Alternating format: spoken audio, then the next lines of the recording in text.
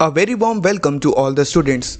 Eklavya Education Point is back with another video, and in this video we are going to discuss the chapter Is Matter Around Us Pure, which is the second chapter of class 9th CBSE based science. Now students, before moving on to today's video, if you are new here, subscribe to our channel and press the bell icon to get notified every time we post a video. Also follow us on Facebook, Instagram and Twitter to get real-time updates about our upcoming projects. So now that you're a subscriber, let's get moving. Students, आज के इस video में हमारे particular topics पे बढ़ने से पहले मैं आपको कुछ टर्म्स के बारे में समझाना चाहूँगा जो हम लास्ट वीडियो में डिस्कस करना नहीं पाए थे। वो टर्म्स है, सबसे पहले हम आपको फिजिकल चेंज और केमिकल चेंज के बीच में हमें डिफरेंस समझना पड़ेगा। अगर आपको याद हो तो लास्ट वीडियो के अंदर हम लोगों ने फिजिकल और केमिकल चेंज के बारे में थोड़ा सा डिस्कस करा था, जहाँ पर मैंने आपको फिजिकल और केमिकल चेंज के बारे में थोड़ा थोड़ा बताया भी था। आज हम इसको थोड़ा डिटेल में समझेंगे। सबसे पहले हमें फिजिकल चेंज के बारे में यहाँ पर समझना है। तो फिजिकल चेंज में हमारे पास में एक डेफिनेशन लिखी हुई है जिसको हम पढ़ते हैं। सबसे पहले हमारे पास में लिखा हुआ है, a substance is said to undergo a physical change when only the physical properties such as shape, size, colour और state of the substance change, no new substance is formed. तो ये जो डेफिनेशन हमें दे रखी है उसको हम हमारे पास में जो एग्जाम्पल है मेल्टिंग ऑफ आइस का, उससे कंपेयर करते हैं।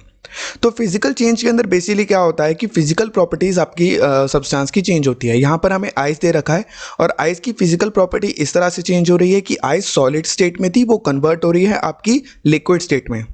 साथ ही में आप देख सकते हैं कि उसका कलर जो सॉलिड था, अब वो आपका कलर जो है ट्रांसपेरेंट हो चुका है और उसकी शेप भी चेंज हो चुकी है। एक प्रॉपर शेप से अब उसकी कोई भी शेप नहीं रह गई क्योंकि अब वो वाटर में कन्वर्ट हो चुकी है। तो फिजिकल चेंज में आपका बेसिकली यही होता है, किसी भी तरह का नया सब्सटेंस नहीं बनता। आइस आपकी पहले भी वाटर थी, अभी भी वाटर ही है, तो कोई नया सब्सटेंस बना नहीं है। सिंपली आपका फिजिकल चेंज जो है वो अकर हो चुका है।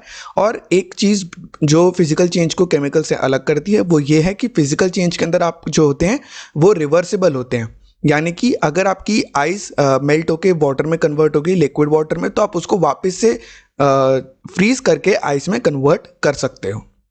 अब आते हैं हम लोग केमिकल चेंज के बारे में। केमिकल चेंज की सबसे पहले डेफिनेशन पढ़ते हैं। इसमें लिखा हुआ है, a substance is said to undergo a chemical change when a new substance with completely new properties.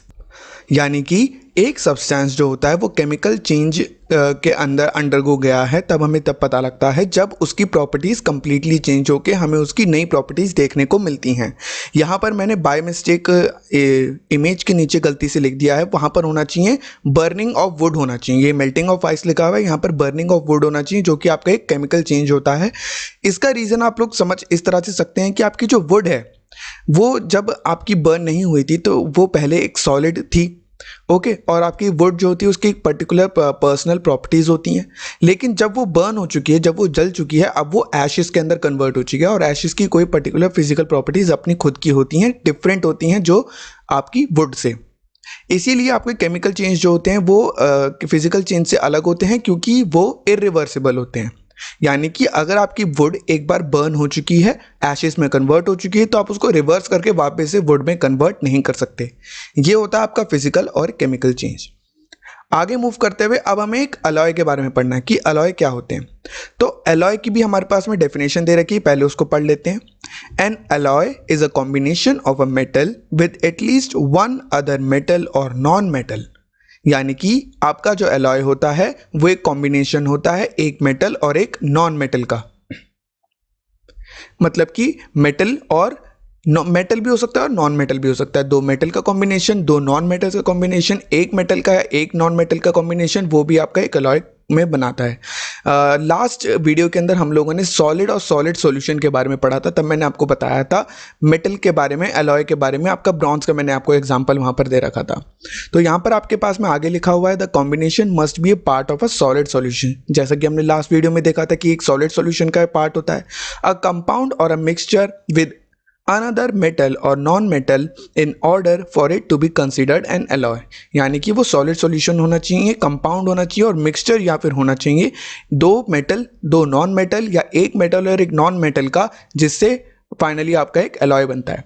तो आपके पास में एक स्टील का एग्जांपल दे रखा है, एक ब्रॉन्ज का दे रखा है। तो आपका जो स्टील होता है वो कॉम्बिनेशन होता है आयरन का और कार्बन का। आयरन आपका मेटल होता है और कार्बन आपकी नॉन मेटल होती है। वहीं पर आपको ब्रॉन्ज दे रखा है, ब्रॉन्ज के अंदर आपका जो है वो कॉम्बिनेशन होता है कॉपर का और टिन का, और दोनों ही मेटल होते हैं। तो ये था आपका अलॉय। अब हम आज के वीडियो के पर्टिकुलर टॉपिक्स के बारे में डिस्कस करेंगे। सबसे पहले हमें जानना पड़ेगा कंसंट्रेशन ऑफ सॉल्यूशन के बारे में।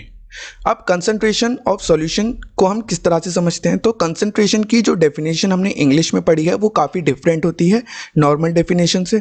तो यहाँ पर कंसंट्रेशन को आप इंग्लिश में इस तरह से समझते हैं कि ध्यान लगाना किसी चीज़ के अंदर, जबकि केमिस्ट्री के अंदर कंसंट्रेशन की डेफिनेशन कुछ इस तरह से है कि concentration refers to the amount of a substance in a defined space, यानी कि एक पर्टिकुलर स्पेस के अंदर, एक डिफाइंड स्पेस के अंदर कितना सब्सटेंस अवेलेबल है उसे हम उस सब्सटेंस की कंसंट्रेशन कहते हैं। आगे लिखा हुआ है another definition is that concentration is the ratio of solute in a solution to either solvent और टोटल सॉल्यूशन, यानी कि डेफिनेशन में हम लोग सॉल्यूट और सॉल्वेंट के रिस्पेक्ट में अगर हम कंसंट्रेशन को समझे तो वो इस तरह से होता है कि आपका कितना सॉल्यूट आपके सॉल्वेंट या फिर टोटल सॉल्यूशन के अंदर अवेलेबल है। सिंपल। तो ये आपकी कंसंट्रेशन की डेफिनेशन होती है, और कंसंट्रेशन को हम लोग मास पर यूनिट वॉल्यूम के अंदर एक्सप्रेस करते हैं। एक्सप्रेस करने के और भी तरीके होते हैं और इसका एक फॉर्मूला भी होता है जो हम आगे पढ़ेंगे। अब कंसंट्रेशन समझते हुए हमें सबसे पहले सॉल्युबिलिटी को समझना पड़ेगा। तो यहाँ पे आपके सामने सॉल्युबिलिटी दे रखा है। सॉल्युबिलिटी के बारे में हम एक डेफिनेशन पढ़ते हैं जो हमें इमेज में दे रखी है, वो दे रखी है solubility is defined as the amount of a given substance that can be dissolved in a certain amount of solvent. यानी कि मान लीजिए आपके पास में एक कंटेनर के अंदर वाटर अवेलेबल है, तो वो आपका सॉल्वेंट है, और उसके अंदर आप लोग शुगर को ऐड करना चाहते हो शुगर सॉल्यूशन बनाने के लिए। तो आपके पास में मान लीजिए अगर 1 लीटर वाटर अवेलेबल है, तो आपकी शुगर कितनी हमें लेनी चाहिए ताकि वो कंप्लीटली वाटर में डिसॉल्व हो जाए, एक्स्ट्रा ना हो और ना ही कम पड़े, कंप्लीटली डिसॉल्व हो जाए। वो आपकी सॉल्युबिलिटी को डिफाइन करता है। It is the amount of a given substance that can be dissolved in a certain amount of solvent. ठीक है। और सेकंड पॉइंट में हमारे पास में अगर हम पॉइंट्स में देखें तो सेकंड पॉइंट में हमारे पास में लिखा हुआ है it is measured in terms of maximum amount of solute dissolved in a solvent at equilibrium. Equilibrium आपकी एक इंपॉर्टेंट टर्म है, एक की टर्म है जिसको आपको समझना पड़ेगा पहले। तो इक्विलिब्रियम का मतलब होता है कि सारी जो स्टेट्स ऑफ आपकी जितने भी वेरिएबल स्टेट्स होती हैं वो कांस्टेंट होनी चाहिए उस समय पे, और एकदम वेरिएबल नहीं होनी चाहिए, डिफरेंट नहीं होने चाहिए। आपका स्टैंडर्ड स्टेट में सब कुछ अवेलेबल होना चाहिए। आपका वाटर जो है वो रूम टेम्परेचर पे अवेलेबल हो, तो उस टेम्परेचर पे या उस प्रेशर कंडीशन पे कितना सॉल्यूट आपके पर्टिकुलर सॉल्वेंट में डिसॉल्व हो सकता है, मैक्सिमम अमाउंट, उसको हम लोग उस तरह से मेजर करते हैं हम सॉल्युबिलिटी को। थर्ड पॉइंट में लिखा हुआ है the resulting solution is called a saturated solution. तो सैचुरेटेड सॉल्यूशन हमारा बेसिकली वही होता है जिस सॉल्यूशन के अंदर और सॉल्यूट ऐड नहीं हो सकता। अगर आपके पास में शुगर सॉल्यूशन का हम लोग एग्जांपल देखें, तो अगर आपके पास में एक ऐसा शुगर सॉल्यूशन है जिसके अंदर अगर आप शुगर को ऐड करते हैं तो वो और डिसॉल्व होने की जगह नीचे सेटल होने लग जाती है, तो आप ये समझ सकते हैं कि आपके पास जो सॉल्यूशन है वो ऑलरेडी सैचुरेटेड है, उसके पास में और कैपेबिलिटी नहीं है कि वो और शुगर को अपने अंदर ऐड कर सके। तो ये आपकी सॉल्युबिलिटी होती है और सैचुरेटेड सॉल्यूशन होता है। आगे मूव करते हुए हम लोग अब फैक्टर्स के बारे में समझेंगे जो आपकी सॉल्युबिलिटी को इफेक्ट करते हैं। आपकी सॉल्युबिलिटी को इफेक्ट करने के दो फैक्टर्स होते हैं, एक है आपका टेम्परेचर और दूसरा है प्रेशर। डेफिनेशन के थ्रू समझते हैं कि किस तरह से इफेक्ट करते हैं आपकी सॉल्युबिलिटी को। सबसे पहले लिखा हुआ है solubility increases with temperature. Solubility किसी भी चीज़ की इंक्रीज करती है टेम्परेचर के साथ। उसको आप इस तरह से समझिए कि अगर आपके पास में हॉट मिल्क अवेलेबल है, तो हॉट मिल्क के अंदर आपकी शुगर ज़्यादा इजीली डिसॉल्व हो जाती है, ये चीज़ आपने नोटिस करी होगी, रादर देन आपके जो कोल्ड मिल्क होता है उसके अंदर शुगर इजीली ऐड नहीं हो पाती। इसके आगे यहाँ पर हमारे पास लिखा हुआ है the situation is different for gases with the increase in temperature they become less soluble in each other and in water but more soluble in organic solvents. ये आपकी थोड़ी कॉम्प्लेक्स लाइन है जिसको आपको इस तरह से समझना पड़ेगा कि आपकी जो गैसेस होती हैं वो उल्टा काम करती हैं बाकी चीज़ों से। आपकी गैसेस के अंदर अगर टेम्परेचर आप इंक्रीज करते जाएंगे तो टेम्परेचर इंक्रीज करने से उसके जितने भी पार्टिकल्स हैं उनके पास काइनेटिक एनर्जी बढ़ जाएगी, जैसा कि हमने फर्स्ट चैप्टर में पढ़ा था। अगर काइनेटिक एनर्जी बढ़ती चली जाएगी तो ज़्यादा एक दूसरे से दूर मूव करना शुरू करेंगे, जिस वजह से उनकी सॉल्युबिलिटी डिक्रीज हो जाती है, वो एक दूसरे में मिक्स बहुत मुश्किल से हो पाते हैं। वाटर में भी बहुत मुश्किल से मिक्स हो पाते हैं, जबकि ऑर्गेनिक सॉल्वेंट्स में वो ज़्यादा इजीली मिक्स हो पाते हैं। ऑर्गेनिक सॉल्वेंट्स आप एक डेफिनेशन को लर्न करने के हिसाब से समझ लीजिए, क्योंकि ऑर्गेनिक सॉल्वेंट्स आपकी एक इंपॉर्टेंट टर्म है, डिफिकल्ट टर्म है, जो आपको फर्दर इलेबोरेटेड साइंस के अंदर आप लोग आगे जाके समझेंगे, 11th या फिर 12th स्टैंडर्ड के अंदर समझेंगे। तो अब आपके पास में जो दूसरा फैक्टर है जो आपकी सॉल्युबिलिटी को अफेक्ट करता है वो है प्रेशर। इसमें लिखा हुआ है for the majority of solid and liquid solutes pressure does not affect solubility, the solubility of gas is directly proportional to the pressure of this gas. यानी कि आपके जो सॉलिड और लिक्विड स्टेट के सॉल्यूट्स होते हैं, जितने भी आपके सॉल्यूट्स हैं वो सॉलिड और लिक्विड स्टेट में हैं, तो प्रेशर उनकी सॉल्युबिलिटी को अफेक्ट नहीं करेगा। प्रेशर किसको अफेक्ट करता है? गैसेस की सॉल्युबिलिटी को। तो आप इसको इस तरह से समझिए कि जैसे जैसे आप गैसेस के ऊपर प्रेशर इंक्रीज करते चले जाएंगे, उनकी काइनेटिक एनर्जी रिड्यूस होती चली जाएगी। काइनेटिक एनर्जी रिड्यूस हो जाएगी तो सारे पार्टिकल ज़्यादा पास आने लगेंगे और वो ज़्यादा इजीली एक दूसरे में मिक्स होने लगेंगे। सिंपल। तो ये आपके फैक्टर्स थे जो सॉल्युबिलिटी को अफेक्ट करते हैं। तो इसके बाद में अब हम लोग डिस्कस करेंगे डिफरेंट टाइप्स ऑफ सॉल्यूशन। तो लास्ट वीडियो के अंदर हमने जो सॉल्यूशन के टाइप डिस्कस करे थे वो बेस्ड थे कि आपका सॉलिड और सॉल्वेंट की स्टेट क्या है। तो यहाँ पर हम लोग जबकि जो सॉल्यूशन के टाइप डिस्कस कर रहे हैं, these are based on the concentration of the solution, यानी कि आपका सॉल्यूशन कितना कंसंट्रेटेड है उसके बेसिस पे हम सॉल्यूशन के टाइप को डिस्कस कर रहे हैं। इसमें 3 आपके होते हैं। सबसे पहले आपका होता है डाइल्यूटेड, दूसरा होता है आपका कंसंट्रेटेड और थर्ड होता है आपका सैचुरेटेड सॉल्यूशन। तो आपके जो डाइल्यूटेड सॉल्यूशन होता है, आप इमेज के अंदर देखेंगे तो डाइल्यूटेड सॉल्यूशन के अंदर has very little solute in it. तो इसके अंदर जो आपके सॉल्यूट होता है वो बहुत कम होता है और आप इसके अंदर और सॉल्यूट ऐड कर सकते हैं। कंसंट्रेटेड के अंदर आपका सॉल्यूट बहुत ज़्यादा होता है और इसके अंदर आप बहुत ही थोड़ा सा सॉल्यूट ऐड कर सकते हैं। फिर आपका आता है सैचुरेटेड। सैचुरेटेड सॉल्यूशन जो होता है आपका मैक्सिमम अमाउंट ऑफ सॉल्यूट उसके अंदर अवेलेबल होता है और आप उसके अंदर और ज़्यादा सॉल्यूट ऐड नहीं कर पाते। आगे मूव करते हुए अब हम लोग पढ़ेंगे ways of representing the concentration of solution. तो हमने जैसे पहले पढ़ा था, अब हम सॉल्यूशन के किस तरह से हम कंसंट्रेशन को एक्सप्लेन कर सकते हैं उसके बारे में समझेंगे। तो सबसे पहले हमें कंसंट्रेशन के अंदर दे रखा है, सबसे पहले कंसंट्रेशन को हम एक्सप्लेन करने के लिए यूज़ करते हैं mass by mass percentage of a solution.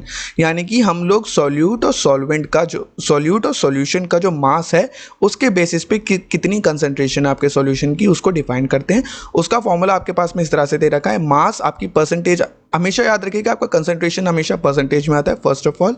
तो परसेंटेज के अंदर निकालने के लिए हम इंटू 100 कर देंगे ओवरऑल को, और हमें क्योंकि रेशियो निकालनी है तो हमें डिवाइड करना पड़ेगा। तो हमें पहले मास बाय मास के अंदर मास ऑफ सॉल्यूट, यानी कि हमें सॉल्यूट कितना मास दे रखा है 2 ग्राम, 3 ग्राम, 30 ग्राम, 500 ग्राम, और उसके बाद में मास ऑफ सॉल्यूशन कि उसका सॉल्यूशन का मास कितना है। अगर हम सॉल्यूशन ले रहे हैं मान लीजिए 1000 लीटर, तो 1000 ग्राम आपका सॉल्यूशन का मास हो सकता है। तो इसी तरह से अब दूसरे वाले के अंदर हम लोग देखेंगे मास बाय वॉल्यूम, तो हम लोग उसके अंदर मास और वॉल्यूम को कंपेयर करते हैं। ऐसे तो आपके सॉल्यूशन को डिनोमिनेटर में मास की जगह पे वहाँ पर आपका वॉल्यूम आ जाता है। आगे मूव करते हुए अब हम पढ़ेंगे सस्पेंशन के बारे में। तो सस्पेंशन जो होता है वो आपका बेसिकली एक टाइप ऑफ सॉल्यूशन ही होता है। सॉल्यूशन का एक टाइप होता है कि सस्पेंशन आपका किस तरह का सॉल्यूशन है। सस्पेंशन की डेफिनेशन में हमारे पास में लिखा हुआ है, अ suspension is a heterogeneous mixture. सबसे पहली बात तो आपको ये याद रखनी कि ये एक हेट्रोजीनियस मिक्सचर होता है in which the solute particles do not dissolve, जिसके अंदर सॉल्यूट के पार्टिकल्स डिसॉल्व नहीं होते, और जिसका मतलब है कि ये क्या है, ये आपका सैचुरेटेड सॉल्यूशन है, but remain suspended through out the bulk of the medium. यानी कि जो उसके पार्टिकल्स होते हैं वो आपके और ऐड नहीं हो सकते, लेकिन जो एडेड पार्टिकल्स हैं वो पूरे के पूरे मास के अंदर डिस्ट्रीब्यूटेड होते हैं, सस्पेंडेड होते हैं, जैसे कि आप इमेज में देख सकते हैं। इमेज के अंदर आपके पास में सेकंड बीकर जो है उसके अंदर सैंड पार्टिकल्स जो हैं वो आपके वाटर के अंदर ऐड किए हुए हैं, जो आपके पूरे वाटर के अंदर सस्पेंडेड हैं, वो नीचे सेटल नहीं हो रहे हैं, ना ही पूरी तरह से वाटर के अंदर मिक्स हो पा रहे हैं। तो इसकी कुछ प्रॉपर्टीज़ हैं जो हमारे पास में यहाँ पर दे रखी हैं। प्रॉपर्टीज में हमारे पास में लिखा है सबसे पहले it is a heterogeneous mixture, जो हमने पहले पढ़ लिया, ये हेट्रोजीनियस मिक्सचर होता है। Particles of suspension are visible to naked eyes, ये आपका इंपॉर्टेंट पॉइंट है कि आपके जो सस्पेंशन के पार्टिकल्स होते हैं वो नेकेड आइज को विजिबल होते हैं। है ना। और इसको हम लोग थर्ड प्रॉपर्टीज़ के थ्रू समझ सकते हैं इस तरह से कि इसके पार्टिकल्स का जो साइज़ है वो 100 नैनोमीटर से भी ज़्यादा का होता है। कल हमने पढ़ा था कि सॉल्यूशन के अंदर 1 नैनोमीटर से छोटे पार्टिकल्स होते हैं, और सॉल्यूशन का एक टाइप ऐसा होता है सस्पेंशन जिसके अंदर 100 नैनोमीटर से भी बड़े पार्टिकल्स अवेलेबल होते हैं। अब हम लोग पढ़ेंगे कि एक अनस्टेबल मिक्सचर होता है, यानी कि आपका जो सस्पेंशन है वो एक अनस्टेबल मिक्सचर होता है। अनस्टेबल का मतलब ये होता है कि जैसे कि आपको पता है कि इसके पार्टिकल्स जो हैं सॉल्यूट के वो सस्पेंडेड हैं, तो कितनी देर तक सस्पेंडेड हैं, थोड़ी देर के अंदर ग्रेविटी अपना इफेक्ट दिखाएगी और सारे के सारे पार्टिकल्स जो हैं वो नीचे सेटल होने शुरू हो जाएंगे, जिस वजह से ये काफ़ी अनस्टेबल है, ये बिल्कुल भी स्टेबल नहीं है। थर्ड पॉइंट में आपके पास में लिखा है can be separated using filtration, जिसको आप अगेन समझ सकते हैं कि अगर पार्टिकल सस्पेंडेड है और उनका साइज काफ़ी बड़ा है, तो अगर आप एक फिल्टर पेपर का इस्तेमाल करते हैं या फिर आप एक नॉर्मल छन्नी का भी इस्तेमाल करते हैं, तो आपके जो पार्टिकल्स हैं वो सेपरेट हो जाएंगे इससे, और ये लाइट को स्कैटर करता है। अब लाइट को स्कैटर करने वाला पॉइंट हम लोग टिंडल इफेक्ट के थ्रू समझेंगे। टिंडल इफेक्ट आपका एक इंपॉर्टेंट इफेक्ट होता है। टिंडल इफेक्ट के बारे में हमारे पास में लिखा हुआ है, the Tyndall effect is a phenomenon in which the particles in a colloidal scatter the beams of light that are directed to them, यानी कि एक सॉल्यूशन के ऊपर, कोलॉइडल सॉल्यूशन या फिर सस्पेंशन सॉल्यूशन के ऊपर जब लाइट फॉल करती है तो वो उस लाइट की बीम्स को स्कैटर कर देता है सारे के सारे आपके एनवायरनमेंट के अंदर। आगे लिखा हुआ है this effect is exhibited by all colloidal solution, यानी कि सारे के सारे कोलॉइडल सॉल्यूशंस जो हैं वो इस तरह के इफेक्ट को शो करते हैं, और कुछ सस्पेंशंस भी इसको शो करते हैं। आगे लिखा है therefore it can be used to verify if a given solution is a colloid. तो आप इस चीज़ को इस तरह समझ सकते हैं कि अगर आपका सॉल्यूशन कोलॉइडल है तो वो टिंडल इफेक्ट गारंटीड शो करेगा, तो अगर वो टिंडल इफेक्ट शो कर रहा है तो वो कोलॉइडल सॉल्यूशन है। आप इसको इस तरह से समझ सकते हैं। आगे आपके पास में लिखा हुआ है the intensity of scattered light depends on the density of the colloidal particles as well as the frequency of the incident light, यानी कि आपकी जो लाइट स्कैटर होने के बाद में बाहर निकलेगी, सॉल्यूशन से बाहर निकलेगी, वो डिपेंड करता है कि आपके पार्टिकल्स की डेंसिटी कितनी, यानी कि आपके कितने पार्टिकल्स अवेलेबल हैं, और आपकी जो लाइट उसके ऊपर डाली गई थी उसकी फ्रीक्वेंसी कितनी है। अब हम लोग मूव करेंगे कोलॉइडल सॉल्यूशन के ऊपर। हम लोग पढ़ेंगे कोलॉइडल सॉल्यूशन को। तो कोलॉइडल सॉल्यूशन की सबसे पहले बेसिक हम लोग डेफिनेशन से जैसे शुरू करते हैं, तो डेफिनेशन में हमारे पास में लिखा हुआ है a colloidal solution is a mixture in which the substances are regularly suspended in a fluid, यानी कि आपका कोलॉइडल सॉल्यूशन एक ऐसा मिक्सचर होता है जिसके अंदर सारे के सारे पार्टिकल्स वो सस्पेंडेड होते हैं कंप्लीट फ्लूइड के अंदर। अब यहाँ पे जो सस्पेंडेड है और आपके सस्पेंशन में जो सस्पेंडेड था उसका डिफरेंट मीनिंग है। उसका मीनिंग इस तरह से डिफरेंट है कि यहाँ पर जो पार्टिकल सस्पेंडेड है वो इस तरह से सस्पेंडेड है कि वो पूरे के पूरे पार्टिकल के अंदर मिक्स हो रखे हैं। अगर थोड़ी देर के लिए इस पूरे के पूरे सिस्टम को हम छोड़ भी देते हैं तो भी आपके पार्टिकल्स सेटल डाउन नहीं होंगे, ग्रेविटी के इफेक्ट से पानी आपके कंटेनर के फ्लोर के ऊपर जमा नहीं हो जाएंगे, जबकि आपके सस्पेंशन के अंदर ऐसा पॉसिबल होता है, आपके कोलॉइडल सॉल्यूशन में ऐसा पॉसिबल नहीं होता। अब हम कोलॉइडल की थोड़ी सी प्रॉपर्टीज पढ़ते हैं जो यहाँ पर लिखा हुआ है। Particles can not be seen with the naked eyes, ये आप समझ सकते हैं कि आपके जो पार्टिकल्स होते हैं वो इतने छोटे होते हैं कि वो आपके नेकेड आइज को विजिबल ही नहीं होते, क्योंकि आपके पार्टिकल्स पूरी तरह से वैसे भी डिजॉल्व हो रखे हैं लिक्विड में, तो आप एक एक पार्टिकल को देखना आपके लिए पॉसिबल नहीं हो पाएगा। सेकेंडली, ये भी आपका एक हेट्रोजिनस मिक्सचर होता है आपके सस्पेंशन की तरह।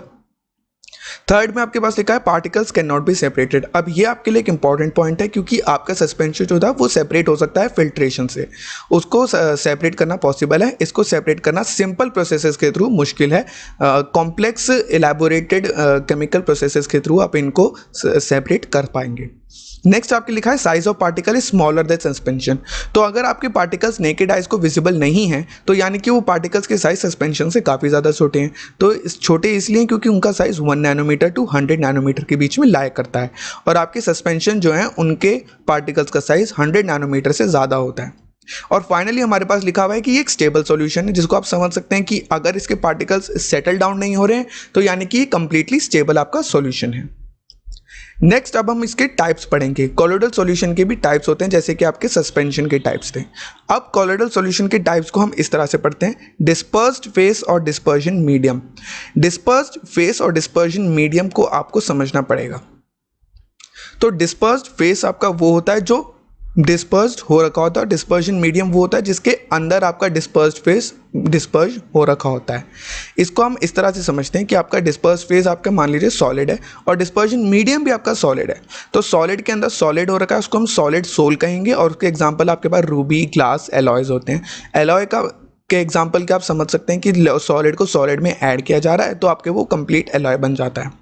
नेक्स्ट आपके सॉलिड और लिक्विड दे रखा है। अगर आपके सॉलिड्स को हम लिक्विड के अंदर पूरा का पूरा डिसॉल्व करने की कोशिश करते हैं, उससे हम सॉल्यूशन बनाने की कोशिश करते हैं, तो वो आपका जो बनता है वो होता है सोल। सोल उसका हम नाम देते हैं, उसका नाम देते हैं हम सोल का। और एग्जांपल आपके तौर पर आपके पास में पेंट और इंक दे रखी है। पेंट इसलिए क्योंकि आपके पास में पेंट के लिए पहले एक लिक्विड होता है, उस लिक्विड के अंदर आप लोग सॉलिड कलर को ऐड करते हो, पूरे के पूरे उसके अंदर उसका एक कॉलोइडल सॉल्यूशन क्रिएट करते हो। नेक्स्ट आपके पास सॉलिड और गैस दे रखा है, यानी कि अगर गैस के अंदर हम लोग सॉलिड को डिस्पर्स करें तो उससे हमारा बनता है एक एरोजोल।